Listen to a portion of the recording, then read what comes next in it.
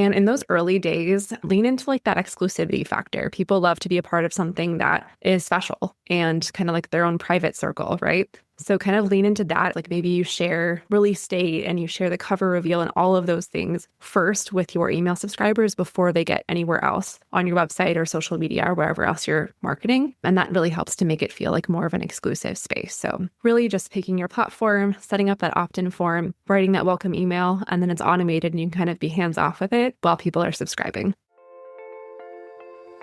Welcome to the Fiction Writing Made Easy podcast. My name is Savannah Gilbo, and I'm here to help you write a story that works. I want to prove to you that writing a novel doesn't have to be overwhelming. So each week, I'll bring you a brand new episode with simple, actionable, and step-by-step strategies that you can implement in your writing right away. So whether you're brand new to writing or more of a seasoned author looking to improve your craft, this podcast is for you. So pick up a pen and let's get started. In today's episode, I have a real treat for you. My guest, Shelby Leigh, is here to talk about how to build an author platform, whether you have a finished book or not. And Shelby isn't just going to share run-of-the-mill marketing tips. To date, she's sold over 60,000 copies of her 4 books and has built an entire business around helping authors market their books in a way that feels aligned and authentic.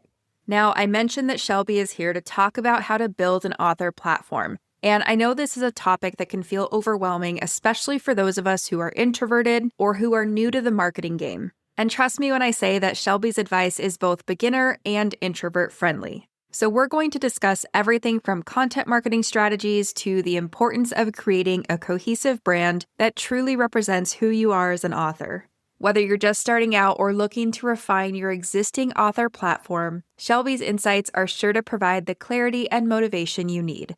So grab your notebook, settle in, and let's dive right into my conversation with Shelby Leigh. Shelby, thank you so much for being here today. I'm so excited to dive into all things author platform with you. Thank you so much for having me. I'm excited to chat. Before we dive into all the juicy stuff, can you just introduce yourself in your own words? Sure. So I'm Shelby Leigh. I'm an author and also the owner of Marketing by Shelby, which is a marketing education company. So I teach and consult with authors and creatives on how to grow your own community of readers and sell your books. Primarily content marketing. So I focus a lot on like social media, on email marketing, on really like online marketing. But I started off as an author. It's been about 10 years since my first book was published.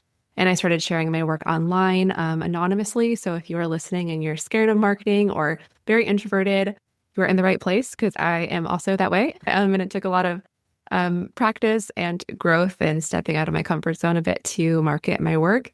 But yeah, I started off self-publishing. I grew a community online, and with my sales and things, I had opportunities for some book deals. So I've also done some traditional published books. So I have experience with both avenues, and I'm happy to talk about both. So that's a little bit about me, but my genre is poetry. So I write poetry books. They're about mental health themes. So I always like to share that too, because people are surprised that you can actually sell poetry. So if I can sell poetry, you can sell your genre as well. So yeah, that's a little bit about me, and I'm excited to chat today about growing an author platform. I love that. And so is all of that why you started teaching marketing to writers? Yes. Yeah. So I actually have always loved marketing, and I went to school for marketing and worked in marketing jobs for a few years after college, and then decided that what I wanted to do was start my own company and teach it to authors. I was just getting questions often in the DMs from authors who were seeing what I was doing and asking questions, and I was happy to answer, but figured I could help even more people if I actually created resources and structure around it. So that's what got me into it. But I talk about marketing all day long now, and you have to love it in order to do that. So I do really love it. That's so fun. I love marketing too. And it's interesting because as you were saying that, I'm like, it sounds like the introvert loved marketing, which is a whole can of worms in itself. But also you kind of armed yourself with the knowledge of how to make it work for you. Absolutely. Yeah. And I think that this is going to sound like very complimentary toward myself, but people hear like I'm calm. I'm typically not the crazy like marketer that you see online. That's like, I don't know, considered like bro marketing or whatever you want to call it. It's just not my style. So I think that connects with a lot of creatives who tend to be introverted or just at least not really wanting to put ourselves out there. We like writing and hiding between the book covers and not necessarily being everywhere. So it is something that I've had to figure out what works best for me. What avenues do I like best? with that little bit of stepping outside of your comfort zone to get better. Like podcasting was never something I thought I would be comfortable doing, and I do it all the time. And I love Yeah. it. So it's like taking those little steps outside of your comfort zone too. But there are definitely ways to make it more suitable to your bandwidth and also to your personality and not like super salesy in your face, like we sometimes think of when we think of marketing. Yes, because marketing is not one size fits all, which I'm sure we're going to talk about. But can you start us off with how you define an author platform? Yeah, sure. I think it's kind of hard to summarize in one like phrase or sentence. It's really just how you show up in order to market your work is how I could summarize it quickly. And that doesn't have to be any certain platform. Like we can talk about social media, but we can also talk about building your email list platform or having a website. And all of this kind of comes together to build an author platform where your readers come and they feel like they get to know you as the author. It's cohesive, it's familiar because you're utilizing a brand. So you have like maybe your logo, you have similar colors and fonts and a vibe that it gives off that's cohesive across anywhere that you're marketing your work. And that all creates an author platform together. Awesome. And I love that you said it can be social, it can be email, it can be your website, it can be a mix of so many different things. So it's kind of like a grab bag for anyone listening. Like you can do which parts make the most sense for you. But I know that the number one thing my audience probably wants to know is what do we do about our author platforms when we're writing our books? Or if we're like thinking about writing a book, when do we start? Yeah, that's a great question. I think I get that question at least weekly, if not daily.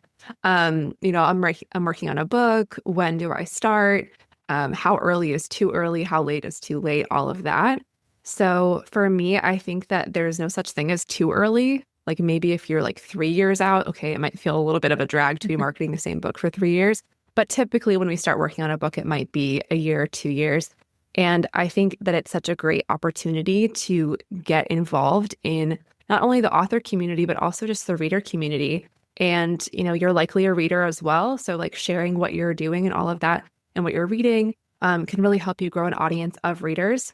Before you have something to promote, it actually is easier to build an audience typically because people are just following along for reviews or like, relatable posts that you're sharing about being a reader. So I would say if you are 6 months to 12 months out, that's a really good time frame. That's typically what I recommend. But again, if you are earlier than that, that's totally fine too. And if you're listening to this and you're like, oh crap, I'm releasing a book in 3 months and I haven't started yet, start today. Like it's never, just get started and don't put it off any further. But that's typically a good range to, you're excited about the book. You have a lot of details about the book. You can start talking about it, getting people excited. And then again, like engaging with the reader community that's already online. Yeah, I love that. And also thinking about the writers I work with when they're kind of bringing their book to a close, they're working on those final drafts and they're getting the line edits and things. It's almost like you do have more time to work on the author platform. So, I agree that within that last 6 to 12 months is probably the sweet spot. But again, no right or wrong time. But as you were saying that, I'm imagining our listeners kind of thinking, okay, I need to be posting on social media. But I would like you to back us up and remind us that an author platform is beyond social media, right? Absolutely. Yes. Yes. So and I do think it's a great spot, but it's not for everyone. So there's other options as well. Yeah. And so what would that look like if you're 6 to 12 months out? What would you do to start your platform? Yeah. So if you want to explore social media, because I think that it is a great free option to reach new people, I would be starting with picking one platform. I'm really someone who recommends focusing on one, max two, especially when you're starting out, because it's so hard to learn what's working if we're spreading ourselves super thin across so many different places. So start with one or two. Ideally, if there's one that you like, start there. Because I think it's just so much easier to stay consistent whenever it's one that you do like. If you're not a big social media user to begin with, then do some research. You can Google demographics in your country if there's a target area that you want to reach. But honestly, all the big platforms have billions of users. So you're likely to find your target audience no matter which one you choose. And then it's about kind of the format as well. Like if you like video, if you like more picture-based, if you like text-based, Threads is a good option, or Blue Sky. I feel like X people are kind of leaving, but that's there too. And so kind of picking your format. And then you want to set up a profile on one of these platforms that's very clear about your genre, what you do, when your book's coming out, and just being very clear with that. You'd be shocked by how many authors, I'll go click on their page and I couldn't tell you what they write. And that's something that a reader wants to know right away. And And then you'll start kind of posting and engaging with the community, search for keywords related to your genre, follow accounts, follow readers, follow authors, take a look at what content's performing well, and what grabs your eye, and then put your own spin on it and try to replicate it. So that's a very quick summary of that. But other things for your author platform, especially if you don't want to do social, my recommendation would be a website. I get asked this a lot, like, do you think that that's important? Honestly, I think it's important. I think it helps to establish you as like a professional in this space. You're putting in the effort to have a place online that is dedicated to you and your brand. And it's a place that can grow over time. So as a new author, you probably won't have a whole lot going on there. You'll have like your homepage that has about you, about the book coming out. Can they pre-order, or how can they learn more? And which leads me to the next thing, which is going to be an email newsletter. And I truly believe that this is such an important part that I wish that I had started whenever I was a new author with my first book, that I delayed for multiple years, even though I knew how important it was. And that's because if we're selling on retailers like Amazon or Barnes & Noble or wherever, we don't get that customer data of who's buying our books. We don't get their names. We don't get their email addresses. So the best place to do that is by having our own email list to nurture our audience, our readers who are excited to hear about our upcoming book. So you can collect email addresses on your website and then use that email newsletter for monthly or maybe twice a month or weekly. As you're getting closer to your launch date, you'll want to increase the number of emails you're sending and really, build and nurture that community. So that's a few quick places of where I get started if I was a new author.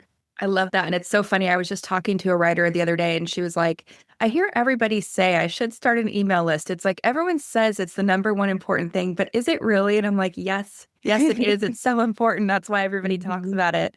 And everybody who has eventually built it said the same thing you did, which is I wish I had started it earlier. So take it from us and take it from these writers who are like, we wish we started earlier, and just start the email newsletter. It'll save you time and frustration in the future. But okay, so I love that kind of like quick highlight reel of what we can do. And then I'm imagining people are like, okay, great, I get it. Start an email newsletter, make a website, post on social or whatever I choose to do. But if my book isn't out, what do I talk about? Yeah, totally. So this is our time to kind of relate to our audience and get them to know us, like us, trust us before the book is out.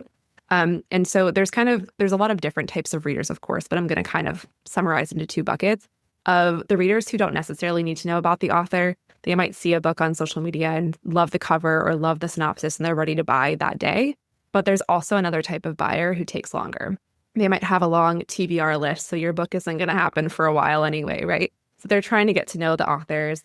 They're following along, and they need multiple reminders about this book before they are ready to purchase, which is a perfect time frame before the book is out to warm those audience members up. So I teach this 3-pillar content. It's called show, sell, story, tell. And the sell one, we're not really doing quite yet if we don't have a book out. So we can focus on the other two, which are show and story tell. And show is showing the reader why you're the right author for them. This is kind of understanding and showing them that you understand your audience. What is it that they love? This could be like tropes and themes of the book. This could be sharing excerpts of the book, that you think that your audience would love. This can also just be relatable content like, hey, I'm a romance reader too, and these are some of my favorite romance books lately. Or this is a trope that I really don't like, unpopular opinion. Do you agree or disagree? So it's that type of thing that's showing your audience like, this author gets me. And so I'm sure that I'm going to like their book because everything they're talking about is my brain, right? Is exactly what I'm thinking. Yeah. And then you also have the storytelling content that is a little bit more trust building content. You may have heard other people saying online that we're kind of in like a trust recession, and there's just so much AI content and there's so much automated content, and it's just so noisy online that it's hard to build that same amount of trust that people used to be able to do a little bit more easily. And then it's also taking people longer to make the purchase decision to buy. And we're seeing that, yes, even though a book is less costly than other, more expensive products, it still does take a lot of reminders to purchase. So the storytelling is really that trust building. And that can be, your story of how you got started as an author, or when you knew you wanted to be a writer, or what was the first book that made you know you wanted to write the genre that you write, You could also take themes and stories from your book itself and put your own personal kind of touch on it. Like if family is a really important aspect of the book, can you talk a little bit about yours without, getting as personal as you want to, about your family and how that connects? Those types of things just really help build the connection with our readers. So those are the two different pillars I'd be sharing before the book's out. And you can rotate through those on social media as well as your email newsletter. I love that. And I think sometimes we forget that we are interesting just because we're ourselves. And I like to always flip this back around to the writers that I work with. And like when they follow their favorite author, they want to gobble up everything that that person puts out just because they're interested, right? They found kindred spirit. And it might be because of maybe they followed that author because they also have a dog like they have, Yeah. And so it's like we are so much more interesting than we give ourselves credit for. And speaking of AI, this could be an interesting project to work with AI on, like, ask me questions that might help me get this out of my brain, or, give me ideas based on my journey to talk about in my newsletter, things like that. Totally. Yes. And I even I'll just brain dump things that happened to me in the last week or two and just see what's happening that I've forgotten about that actually could work well as content that could be inspiring to my audience, or could just be a relatable, fun moment that just bridges that connection with us a little bit further. So I think that's a great idea. And we definitely all have those stories and those moments that are more interesting than we think. And even when you wrap up writing for the day, go back and highlight or copy and paste any really great scenes that are emotional, or a really good quote that could stand on its own and do a good job of promoting the book. For when you're in that phase of promoting, you'll already have stuff pulled through and you don't have to sit there and read through everything again and try to look for those marketing moments. So that's really helpful too. And it can be hard, especially when we're new and we don't have an audience yet, or we don't have, a reader we're their favorite author yet, right? So it can feel weird, but honestly, pretend, fake it till you make it is so real, and post with the intention that this is going to reach the right people who are, perfect for my book. And they haven't found me quite yet because we're just starting off. We all start at zero, but they will come. I actually heard someone, I don't remember who it was, but they said when you're starting from zero, it's actually a great place to practice because the pressure's not on. So sometimes I like to think about that too, is it's we put all this pressure to be perfect. And it's well, if you have 13 followers, it's going to be okay if you're not perfect, You'll develop your voice, you'll develop your content and things like that over time. So I just like to remind us that sometimes it's okay if we, if we feel like we're starting from scratch, it's actually kind of a good thing sometimes. Absolutely. And I think a small, intimate, engaged community is so powerful because you'll see typically your engagement kind of drops the bigger your audience gets, and you'll recognize those names that keep coming up, over and over, that are responding to your emails or commenting on your posts. And that they're, a real fan. And that's so fun whenever you have a smaller, tight-knit community. You really feel that engagement back. So don't skip over that for the sake of trying to grow. Because it actually is a really good phase to be in. So can I ask you, what are some, if you had to boil it down to the top 2 or 3 mistakes you see people make with their author platform, what do you think those are? That's a good question. I think one of them is not really having a cohesive vibe. And that's something that can definitely come over time. But it is really helpful at the beginning if you do sit down and just think, where do I see myself kind of going with this? Am I sticking with the same genre for a while? Are there certain colors that match maybe the cover or kind of fit the vibe of my genre that I can be cohesive with? Same with a couple fonts. And using this across your platforms just helps really create that familiarity and just that cohesive vibe.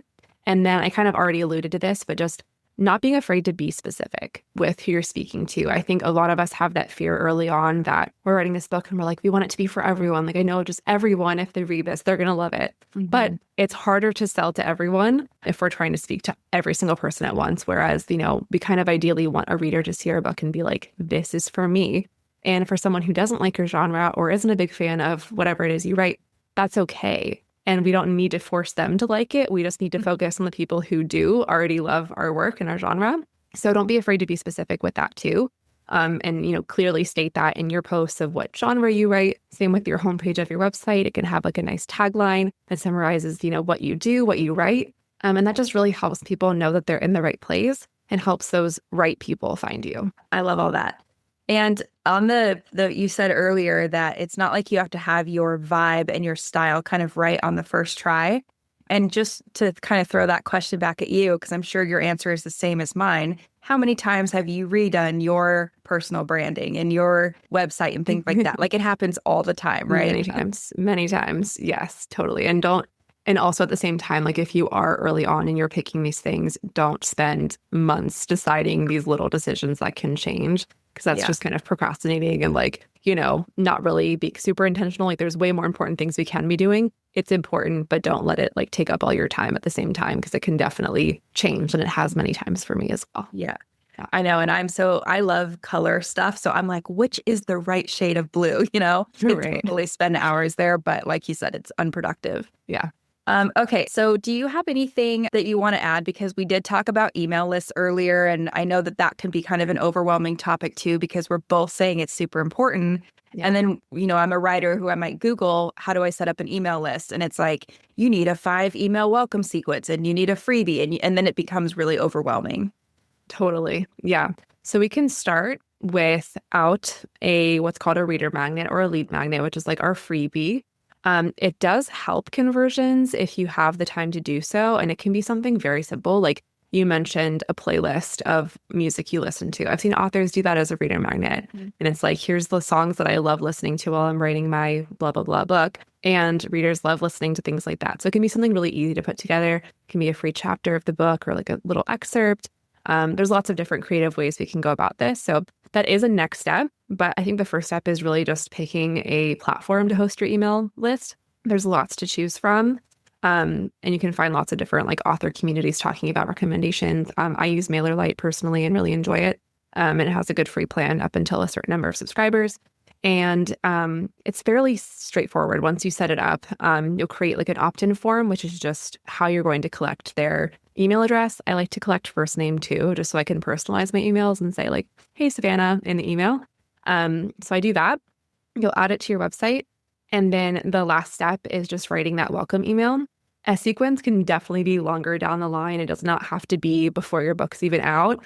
Focus on the book for now. But some sort of welcome email, just saying like, hey, thanks so much for reading my newsletter. Here's a little bit about me. Here's what to expect. I like to set those expectations on how often you're going to hear from me, what you're going to get.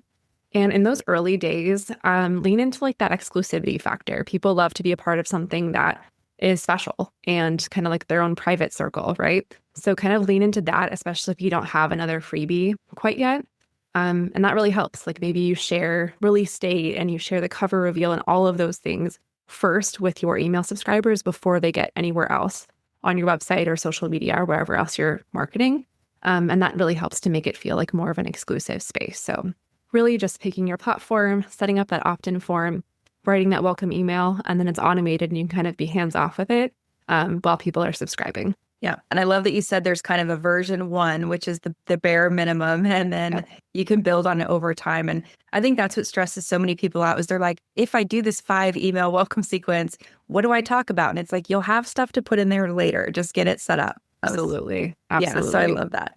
Yeah. Okay. So let's kind of fast forward a little. Let's say that people have taken action on some of the things you've said in today's episode. And then they're like, all right, it's now the time. I'm ready to launch my book. What are some tips you have for that? Yeah, definitely. So we've talked a little bit about how we're going to like kind of warm up our audience. So take it a few months out. You've already been building your audience and talking about the book somewhat, but kind of put this into a true launch campaign where you're going to do, your title reveal, do your cover reveal, the release date reveal, or announcement, not really reveal, and kind of use these as like big, exciting announcements where you kind of bring your energy, you show your excitement for it, because that emotion really does translate online and helps, people get excited for you too and to support you. Another thing you can consider doing is building a small team to help you with the launch, where, there's people on social media or your email list where you know that they're really excited about the book. And they might be a really good person to read an early advance copy. They might leave a review on Amazon on launch day. They might post about it to their own audience on social media, or maybe they have a reader group on Facebook or wherever where they can share about your book launch. So making those connections early, in addition to just posting or sending emails, is also really helpful. So you have people to collaborate with that can support your launch, and you can support, their launch if they're an author as well in the future. So I like to do that as well in my launches. And then, leading up to launch, increase what you're doing a little bit. Really make sure that your content's being seen with social or you're sending more emails than usual. And then continue that through launch week and beyond and just really keep that excitement going. Make sure, again, that it's so clear what the book's about, that you're bringing your excitement, you're sharing any early reviews that you might have gotten or early feedback from beta readers, things like that. And then experiment. Like this is really your time to now that it's available for purchase, to see what is getting people clicking. What is leading to sales? What email did I send that has, created the most sales out of any of them? This is like the time to really collect that data and experiment with, how you're summarizing your book. Are you, making the hook exciting enough and engaging enough for people to want to go buy? So yeah, use that data and use that time to experiment. And then use it. Go back and look at that data and help that, let that help you with future launches or even just the ongoing marketing of this book. Yeah. I think we put a lot of pressure on our launch and like for good reason, right? We know that it's kind of the unveiling of our book baby to the world. But I think sometimes we forget that it's okay if not everything happens during that week because the book has a lifetime and we need to market it throughout that entire lifetime. So I love what you said about kind of iterating on what you're learning and using things from the launch, and think about too, like when you're post-launch, how much of that can go back in that welcome sequence you're trying to build or on your website, things like that.